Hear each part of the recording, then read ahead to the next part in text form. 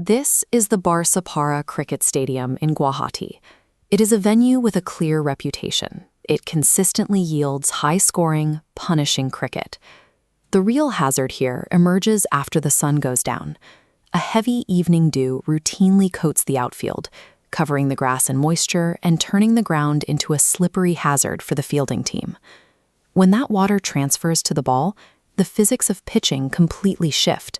The leather absorbs the moisture, making it heavier and incredibly difficult for a bowler to grip properly at the point of release. Because the bowlers lose their friction with the ball, defending any total becomes exceptionally difficult. The team batting second, the chasing team, gains a massive built-in advantage. That environmental factor makes the pre-match coin flip a massive predictor of the final outcome. Predicting the match flow requires looking at how these two specific teams navigate that wet environment using completely opposing strategies. Rajasthan Royals operate on early, intense aggression. If they are forced to bat first, they refuse to settle for a standard par score. They pace their innings to hit a member so massive that it mathematically kills the chase before the opponent even picks up a bat. Mumbai Indians counter that with rigid structure. They prioritize survival in the early stages, patiently banking their resources to ensure they have wickets in hand for a lethal, high-scoring finish in the final overs. For daily fantasy players and bettors, mapping these conflicting styles provides a framework to weigh potential outcomes against the likely risks of the night. Ultimately, success comes down to identifying which team's specific risk profile correctly aligns with the result of that coin flip. The first 6 overs dictate the pace for the rest of the night. For Mumbai, the objective is strict structural stability, even if it costs them early boundaries. They aim for a specific conservative window, 45 to 55 runs, while losing no more than one batter. Keeping the lineup intact prevents panic against spin bowling when the field spreads out later. This chart compares that conservative Mumbai target against Rajasthan.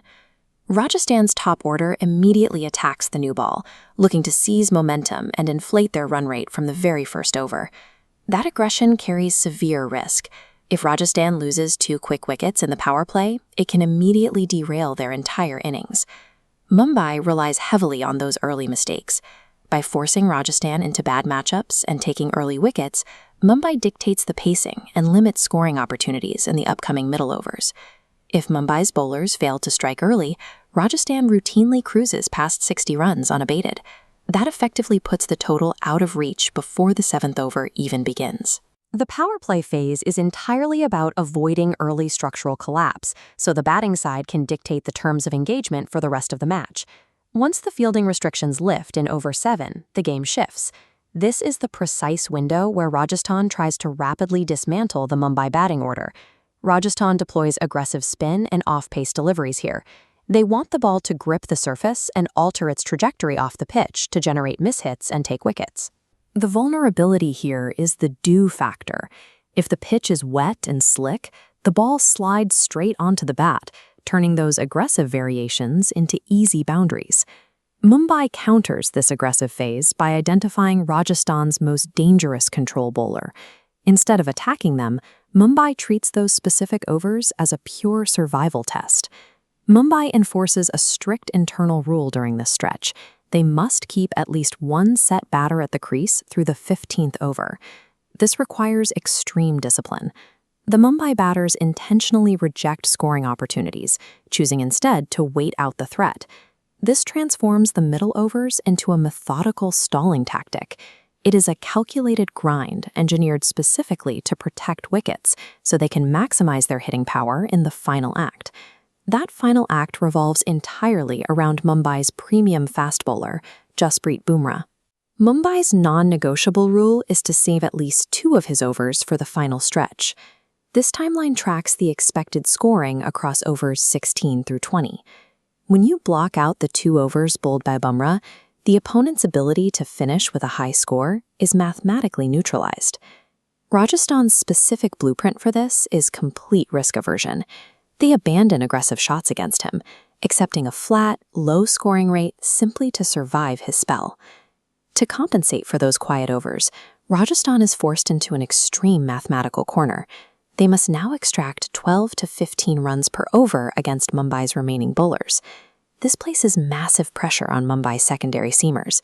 Without Bumrah to bail them out in those specific overs, they have to execute perfectly under heavy fire.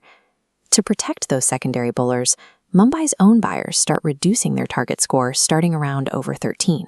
They squeeze the required run rate early so the math in the final overs doesn't become impossible. Success in the death overs is an illusion. The team that wins the final phase is actually the team that built the stronger structural foundation during the preceding 15 overs. This quadrant chart measures strategy reliability against match impact. Mumbai's top order sits in high reliability, medium impact. Their early survival brings fantasy consistency. Rajasthan's openers offer high impact but low reliability, risking double wicket collapse. Finally, Bumrah's death overs are high reliability, high impact, bending the match entirely.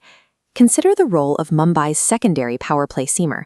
If they can't break the opening stand early, the pressure on the rest of the Mumbai blueprint becomes nearly impossible to manage.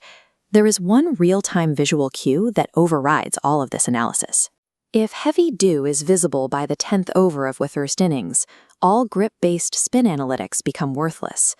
At that moment, the team that first identifies wet conditions and shifts their bowling to wide lines and off-crease deliveries secures an immediate advantage. Ultimately, the victor is not the team with the superior pregame theory, but the team that abandons their theory fastest when the pitch dictates a new reality.